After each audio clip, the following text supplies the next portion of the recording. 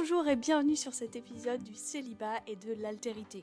En fait, cet épisode, en l'écoutant pour l'édition, ça m'a rappelé pourquoi j'ai fait ce podcast, parce qu'on partage vraiment des trucs intéressants sur l'amitié, notamment en tant que célibataire, et j'ai trouvé ça vachement beau, notre conversation.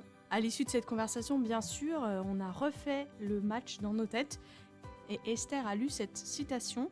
Du coup, je vous la partage, c'est une citation de la revue de théologie et philosophie, dans un article sur la médecine et la philosophie au cœur du soin. Donc c'est sur l'altérité. Vous êtes prêts? C'est parti. Ainsi, la présence de l'autre me situe d'emblée, pour Lévinas, en position de responsabilité. L'autre est celui qui échappe à ma compréhension, mais qui m'interroge de toute façon. Toute altérité doit être honorée en tant que telle, et le visage ne reflète justement rien d'autre que l'altérité en tant que telle. Voilà, on vous partage cette citation en introduction de l'épisode.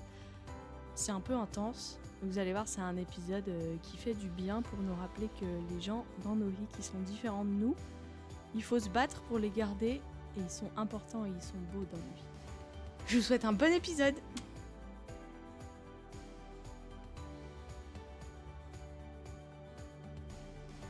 L'altérité, c'est un mot qui fait stylé et doux. On va voir qu'est-ce que ça veut dire plus tard. Mais pour l'instant, j'accueille Esther. Esther, qui es-tu? Salut Sophie. Qui je suis? Bonne question. On va peut-être décrire les choses simplement et peut-être ce qui se voit. Ouais. Je suis une femme trentenaire. J'habite en Alsace. Je suis célibataire de toute évidence, sinon tu ne m'aurais pas invitée pour discuter sur ce podcast. Et puis, que dire? Je travaille à l'hôpital public et du coup, des fois, j'ai l'impression de faire un peu un travail humanitaire. Ouais. Voilà. Tu fais quoi comme travail à l'hôpital public, si tu veux dire? Ouais, je suis médecin. Je travaille en tant que médecin là-bas. D'accord. C'est vrai qu'il paraît que c'est compliqué en ce moment, depuis longtemps. Le moment dure depuis longtemps. T'as d'autres choses à dire sur qui tu es?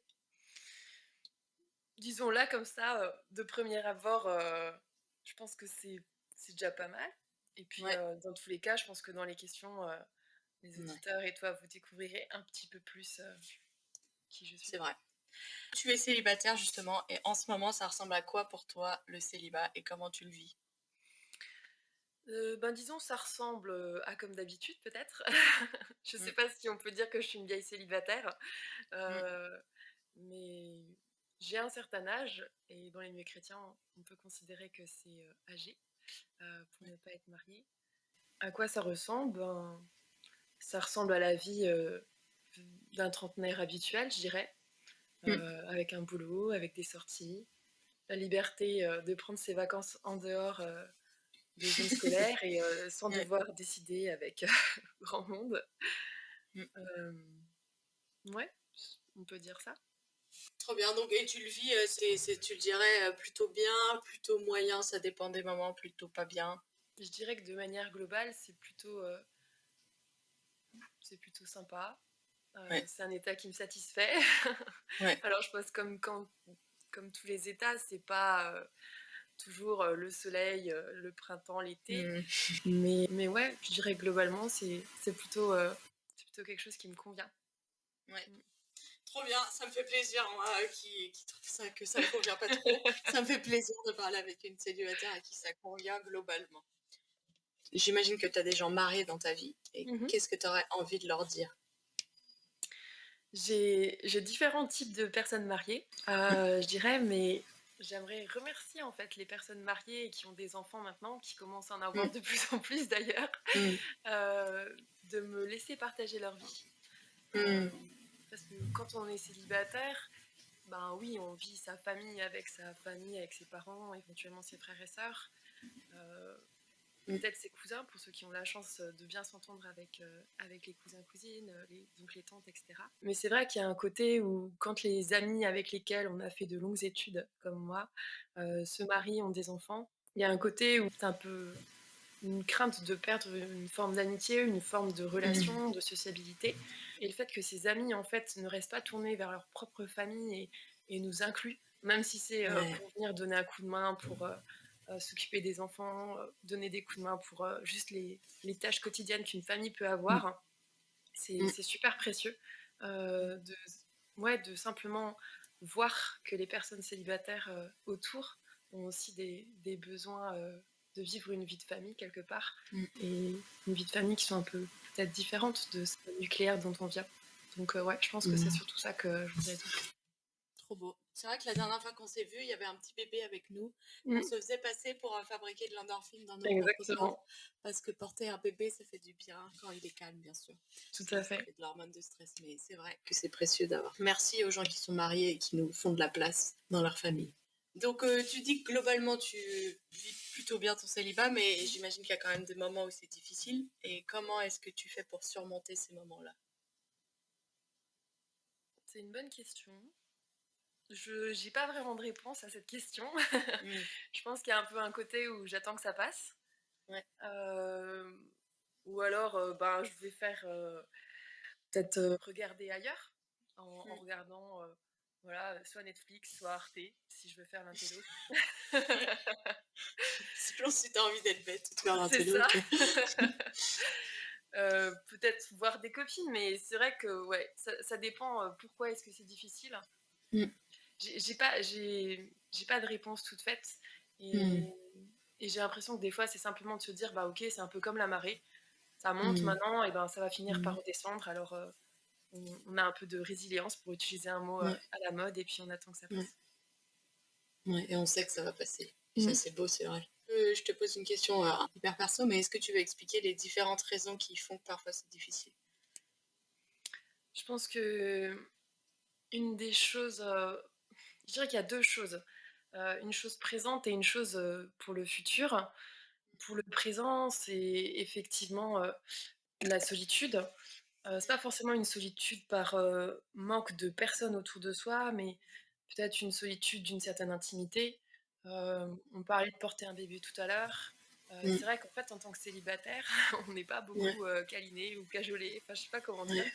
Et des fois, en fait, juste quand ça va pas, je pense qu'on a aussi besoin que quelqu'un nous prenne dans les bras, et c'est pas, on n'est pas dans une société où c'est forcément naturel. Alors voilà, il y a les hugs maintenant qui ont un peu remplacé la bise avec le côté peut-être Covid anglo-saxon.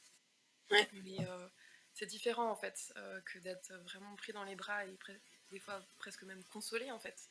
Ouais. Sans que ça ait forcément un aspect sexuel ou quoi, mais ouais, il y a ce côté-là. Bien sûr, il y a le côté de la sexualité qui est, bah, comme on disait, ça vient, ça part. Hashtag le cycle menstruel. On est quand même fait pour faire des enfants, donc à un moment donné, il y a quand même des choses aussi qui se font par ce biais-là. Et l'autre chose, c'est quelque chose, je pense, en lien pas mal avec mon travail, et c'est plutôt une crainte pour le futur. Je vois régulièrement dans mon travail des personnes âgées qu'on qualifierait d'isolées. Et souvent, en fait, enfin souvent, c'est soit des personnes qui sont en rupture, mais énormément qui sont isolées sont quand même des gens qui sont célibataires sans enfants. Et je me pose un peu la question de qui c'est qui va s'occuper de moi.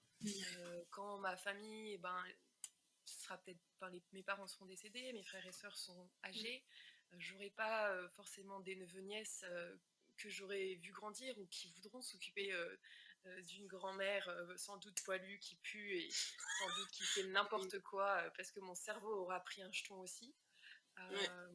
Peut-être qu'en fait, quand on dit un célibataire endurci, il y a ce côté rigide. Bah, si je suis célibataire toute ma vie, est-ce que j'écouterais des gens qui veulent m'aider et puis qui veulent mon bien et qui veulent être là pour moi? Peut-être que je les mettrais à la porte alors qu'en fait j'aurais besoin d'aide.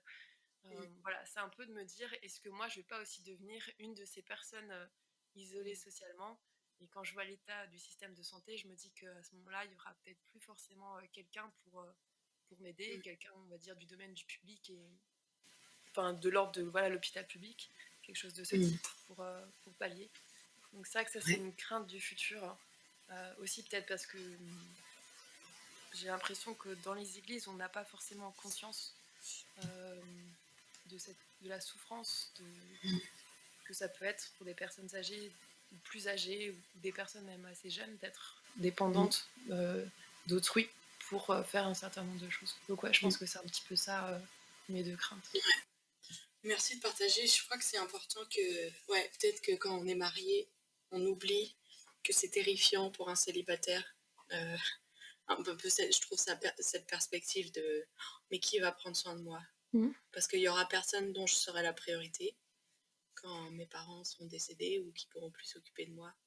Et si nos parents prennent soin de nous comme une priorité, mais c'est pas le Mmh. cas pour tout le monde en plus. Tout à fait. Mais c'est vrai que ça, c'est important de le dire parce que c'est important qu'on en prenne conscience les uns pour les autres, quoi. Mmh. Et j'aime bien cette idée que tu dis sur le contact physique et le besoin de contact physique. J'avais lu qu'un enfant, il a besoin genre d'être touché 100 fois par jour. Genre, enfin, il faut prendre les mains de l'enfant, lui caresser la joue et tout. Enfin, il a besoin de ça tout le temps. Mmh. Et que, en fait, à l'âge adulte, moi, je me rappelle pendant les confinements, en fait, je me faisais des câlins à moi-même. Mmh.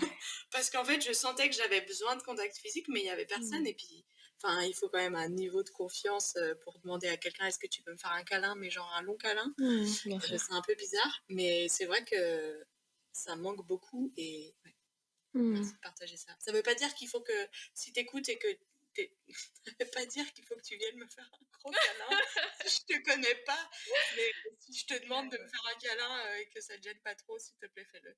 Ouais. Mais ouais. Et après, funny fact, pour faire mon attello, Ouais. sur Arte, il y avait un super reportage sur le toucher.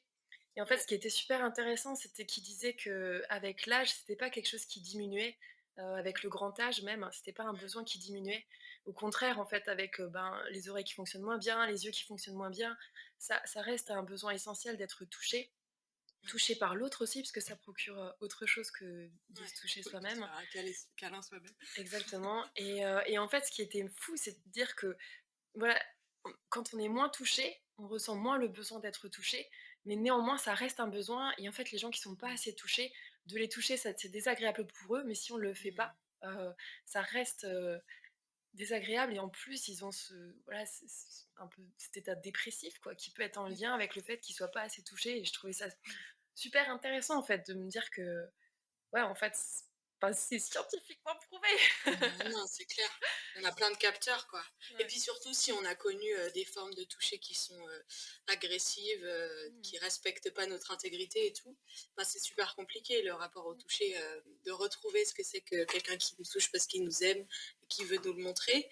Ça, c'est vraiment un peu violent. Et du coup, c'est vrai qu'il y a plein de trucs, quoi. Il y aurait matière je Faire suis sûre, il y a déjà un plein. Ouais. entretien sur ça.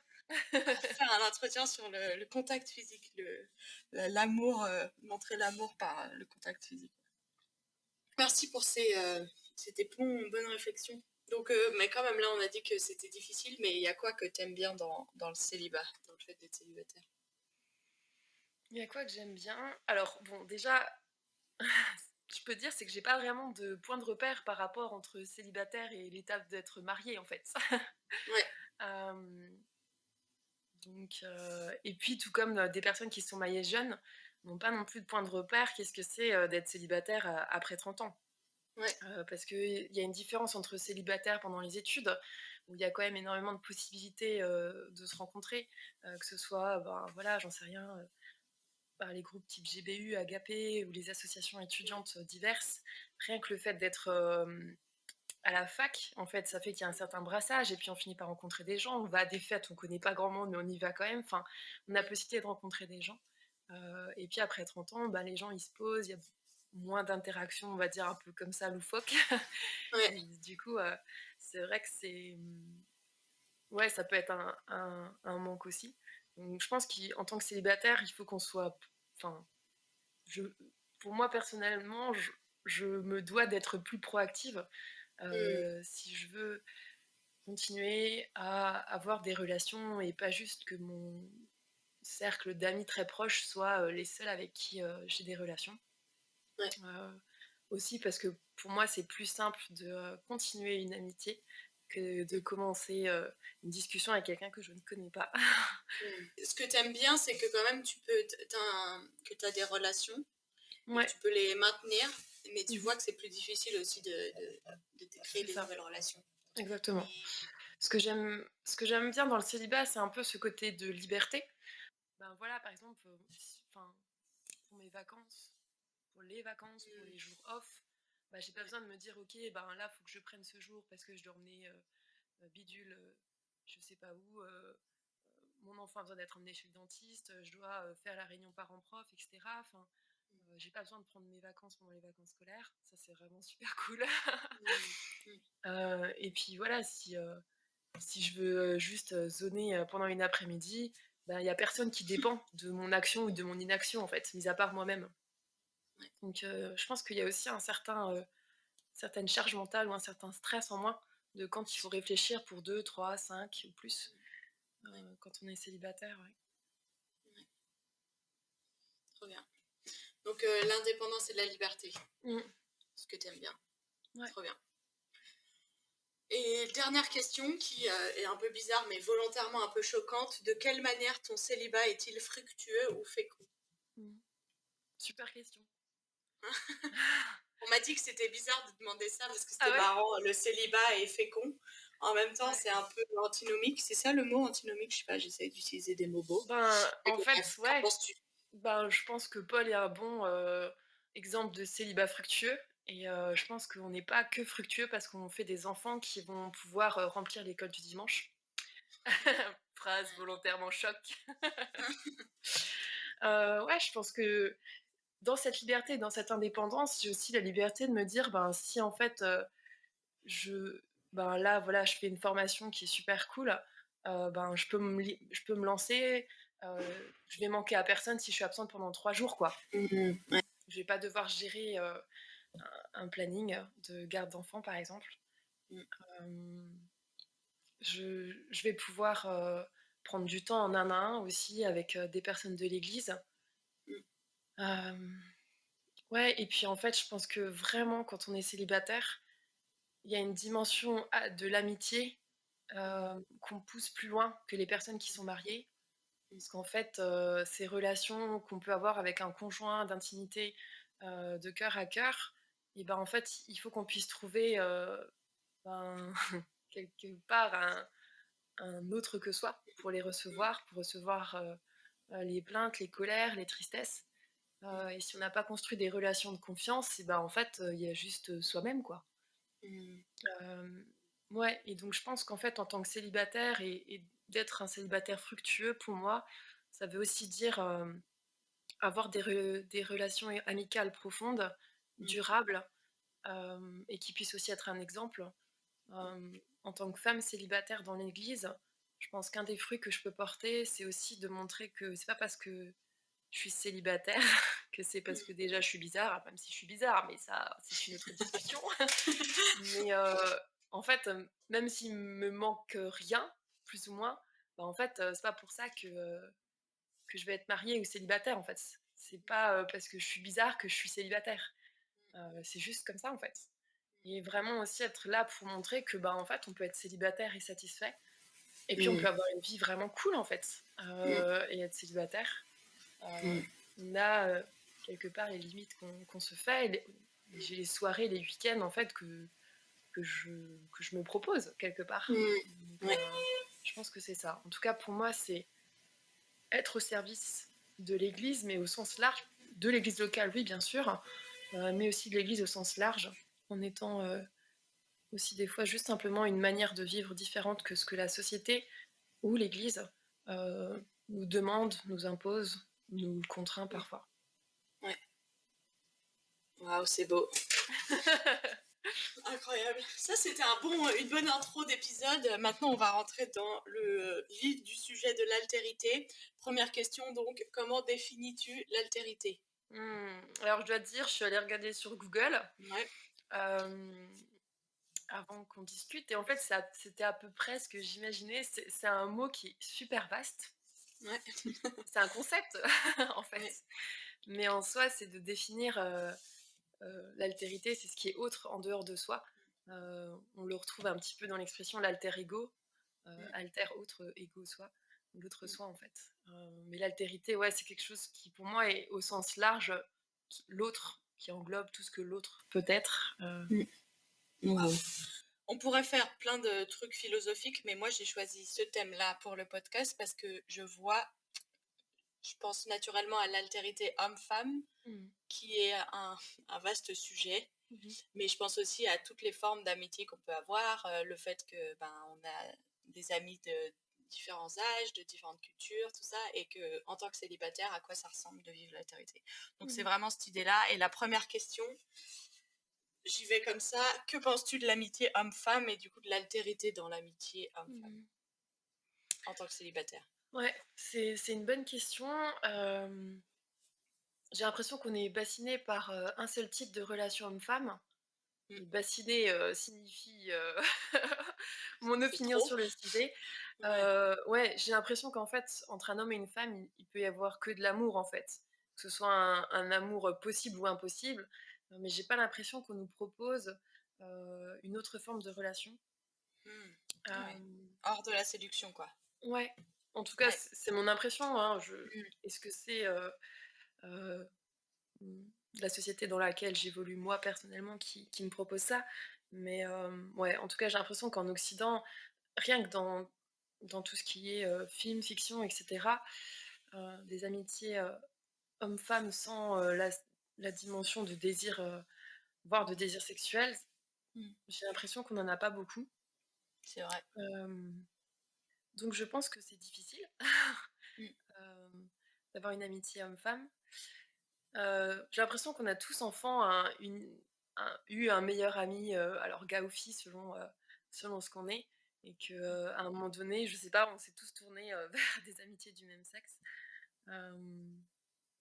Ouais, en tout cas, moi j'aspire à avoir des relations amicales, même si masculines, même si Mm. voilà, je pense que ce sera pas aussi, sans doute pas aussi profond, aussi parce que c'est pas des amitiés, on va dire, de longue date. Mm. Et après, enfin, j'ai l'impression que c'est possible d'essayer de sortir de ce côté, enfermement de la séduction par le groupe peut-être. Mm. En tout cas, j'ai l'impression que quand on est un groupe de célibataires mixtes, il y a moins de sous-entendus que si on va aller boire un verre avec un gars seul, Mm. Mm. où là, de Ouais. toute évidence, ça peut être sujet Les à débat. projections des uns et des autres, oui, tout à fait. Exactement. Ouais, donc je dirais que c'est dans l'idéal, ce serait trop cool et en Ouais. pratique, ça m'a l'air compliqué, en fait. Mmh. Mm. C'est vrai que sortir de cette dimension de la séduction semble très complexe parce que c'est ça, ouais, c'est ça qui abreuve notre imagination depuis Mmh. petit, quoi. Mm. Mmh. Je trouve qu'on parle pas assez de, en fait, la richesse de l'autre. Mmh. Et en même temps, le fait que l'autre est différent, c'est une richesse et c'est une limite et c'est agaçant Tout à que fait. l'autre ne soit pas comme moi. Et je trouve que dans l'amitié homme-femme, c'est la dimension, mais l'autre est différent. Mmh. Et l'empathie par essence de je peux me mettre à la place de l'autre. Quand l'autre est très différent, c'est difficile de faire preuve d'empathie. Mmh. Du coup, j'essaie de trouver une question par rapport à ça. Comment est-ce que l'altérité homme-femme t'empêche de pouvoir bénéficier de l'amitié? Au-delà de l'aspect de séduction, est-ce que tu Mmh. trouves que l'altérité, ça te bloque aussi? Mmh.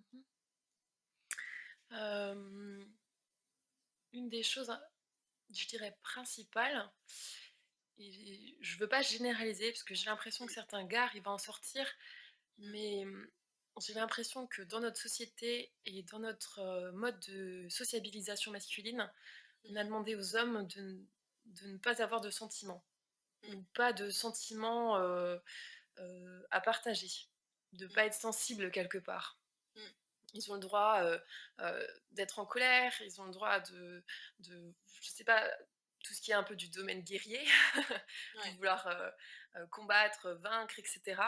Mm, Euh, mais j'ai l'impression que comme on pourrait avoir une discussion comme ça, juste de ce qui se passe dans sa tête autour d'un thé, je pense que c'est difficile avec un gars et ce serait plus facile avec une nana. Rien que déjà parce qu'on a demandé au gars, rien que de dire voilà, t'es un homme, tu pleures pas. Enfin, déjà, mm. d'où ça sort excusez-moi, les grandes lacrymales ne sont pas exclusivement féminines. Physiquement, c'est à peu près pareil à ce niveau-là, quoi. Ça, c'est Ouais, possible pour un homme de pleurer. ouais. Donc, ouais, pour moi, ça, c'est une des choses, ouais, principales, de pas trop savoir où en est l'autre, d'être, Mm, un peu dans le flou, quoi. ouais. Ouais, du coup, ça fait que ça rend la relation difficile. Enfin, Mmh ça mh. demande plus de communication puisqu'il y a ce rapport différent aux émotions. Et à l'inverse, les femmes, on leur dit qu'elles n'ont pas le droit d'être dans le registre guerrier. Donc, ouais. note, voilà, bref, j'ai fini ma parenthèse féministe. Ouais, ok. Non mais alors, donc, comment est-ce que tes amis très différents de toi enrichissent ta vie? Alors, je dois dire, et je pense que c'est un regret et probablement, de mon fait, mais en moins, que j'ai pas l'impression d'avoir, des amis extrêmement différents de moi. Ouais, Dans le sens où en fait, ben, j'ai fait des études longues, hein, comme vous pouvez vous en douter, ouais. et que en fait, des études longues et prenantes. Que Mmh. ce soit en termes de temps, horaire, mais aussi en termes de temps de cerveau. Mmh.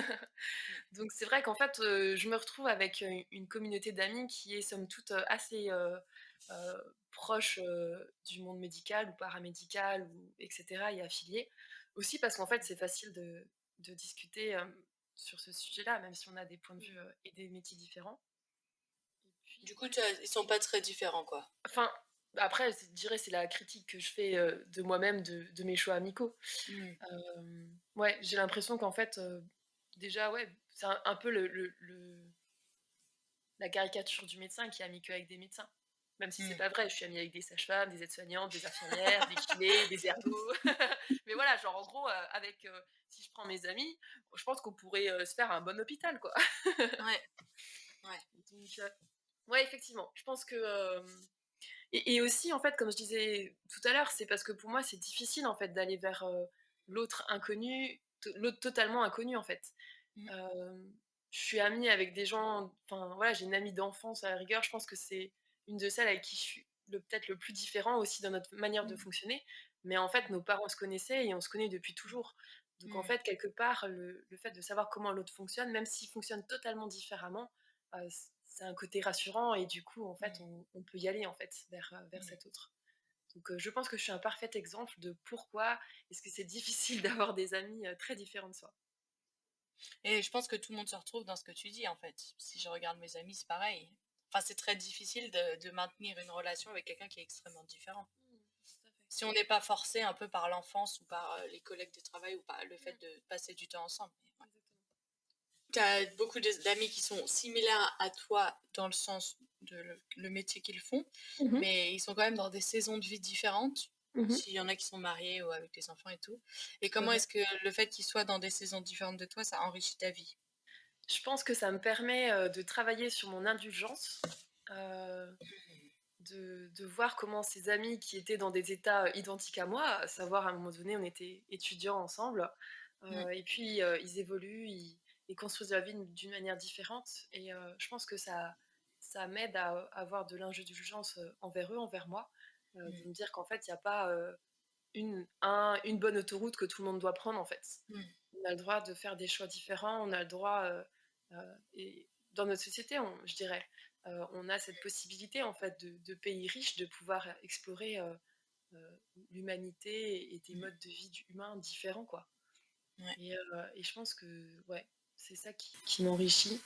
Aussi le fait d'avoir, enfin, je pense à 2 personnes en particulier qui ont des réseaux, amicaux, éclectique et extrêmement large et le fait d'être amie avec eux me met en contact avec des gens aussi, très différents. Même si voilà, je suis pas amie, avec eux, mais en fait, ouais, ça montre en fait l'étendue des possibles, chez les humains quelque part, quoi.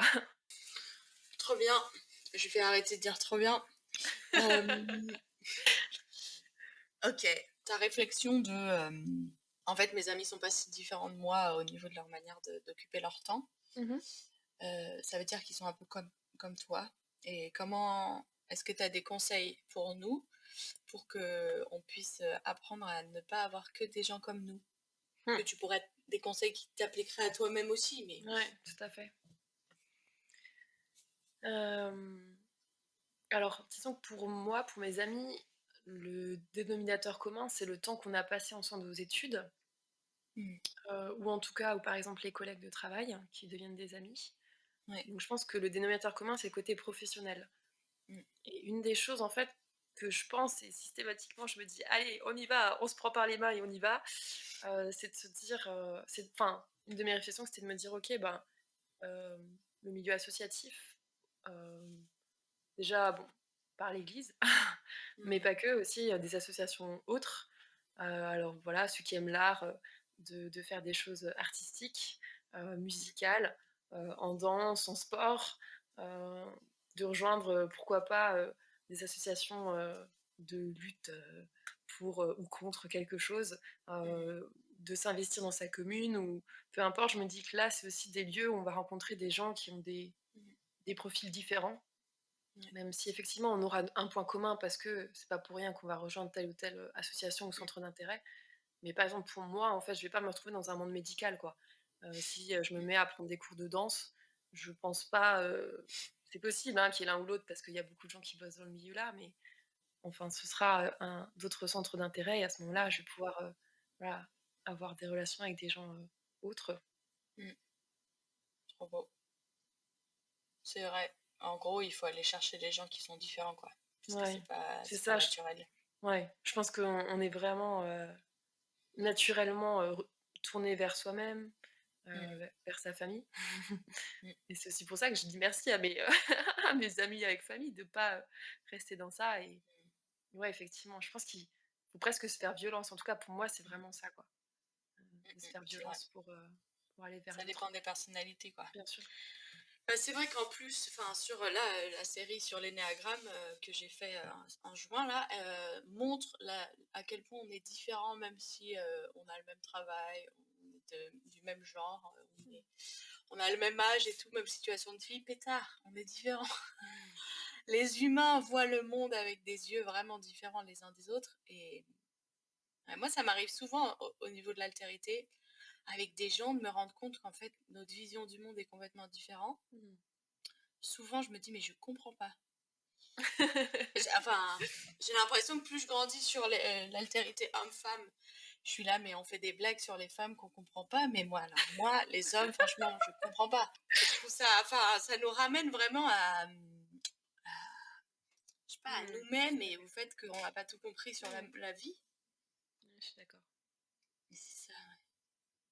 Mais c'est vrai, toi, tu fais comment? Donc, soit sur l'altérité homme-femme ou juste quelqu'un qui est différent, une femme qui est différente de toi. Tu fais comment pour accueillir cette incompréhension Mmh. totale? Ouais, Donne-moi des trucs et bonne astuces. question. Alors là, bon, il y a le côté, professionnel qui va encore sortir. Je Ouais. pense qu'on est vraiment, au contact de réalités, extrêmement variées, que ce soit en termes de revenus, en termes d'arrière-plan, en termes de pathologie, de gestion de pathologie. Il y a des gens où, de mon point de vue, ils ont une vie horrible, Ouais. et en fait, ça va. Et il y a des gens qui ont, de mon point de vue, une vie franchement correcte, quoi, et qui sont, au bout de leur vie, qui ont l'impression que ça ne va pas aller et que ça n'ira jamais. Ouais. Donc je pense que ça me permet aussi de relativiser. Ce côté où on a, ouais, pareil, encore des études, désolé, on est vraiment très formaté par notre parcours professionnel, mais de dire, bah, en fait, quand quelqu'un a mal, c'est pas à nous de juger est-ce qu'il a vraiment mal ou pas, en fait.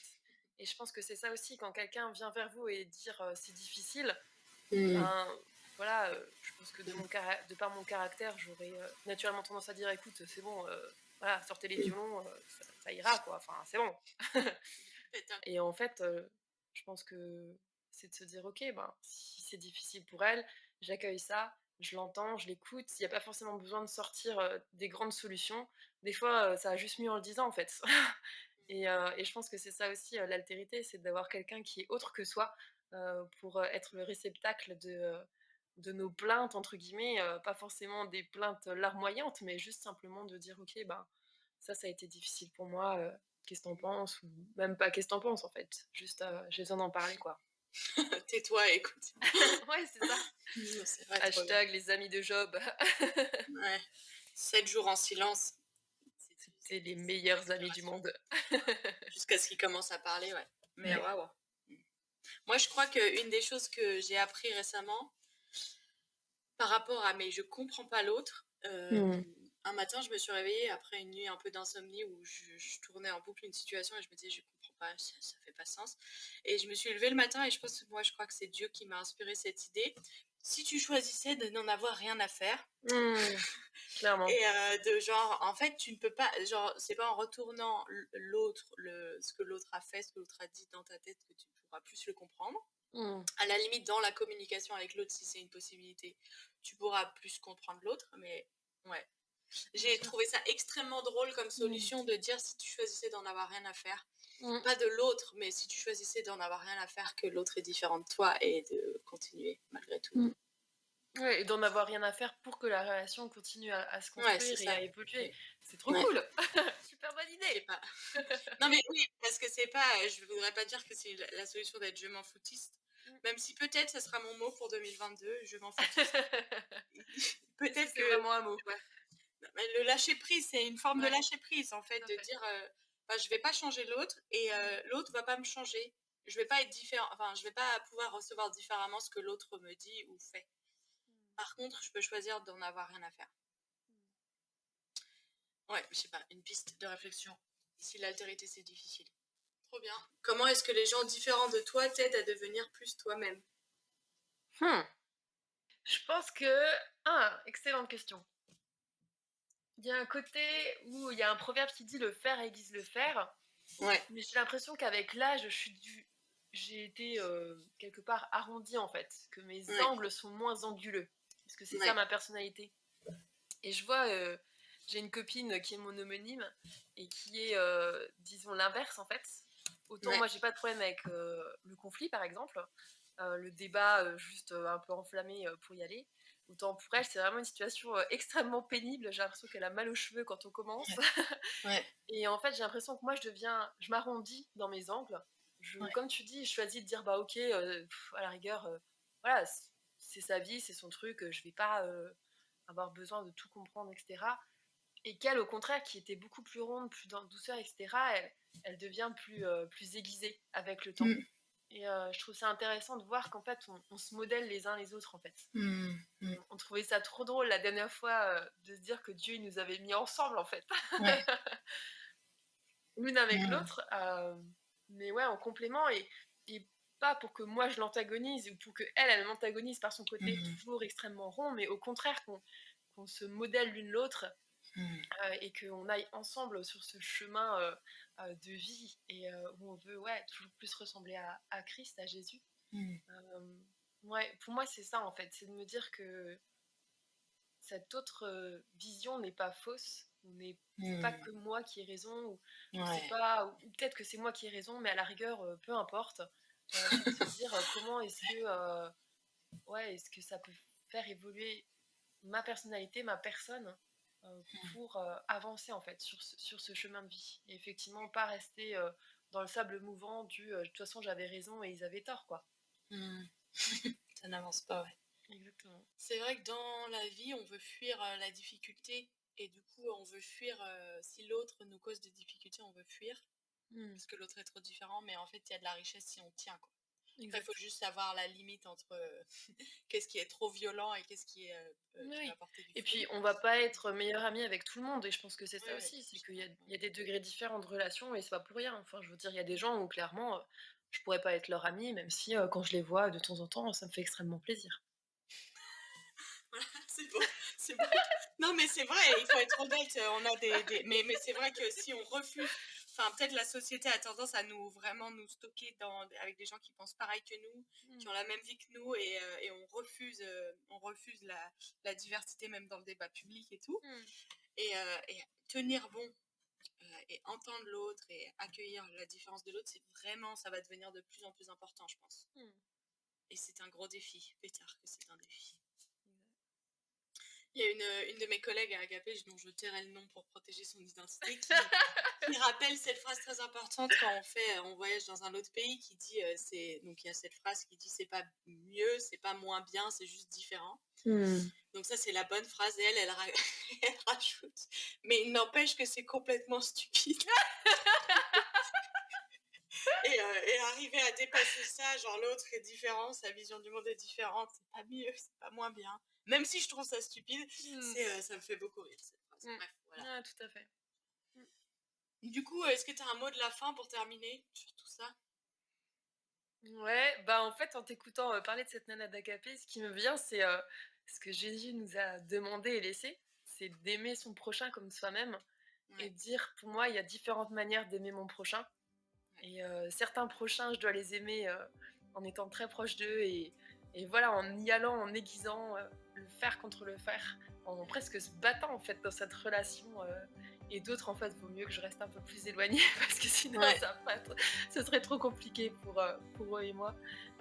Mais ouais, je pense que c'est important de se dire aimer son prochain, et peu importe son prochain, et peu importe la manière dont Dieu me demande de l'aimer. Preach! Trop bien. Et ben merci Esther pour ce bel épisode et tout ce que tu as partagé, pour ta vulnérabilité. Merci beaucoup.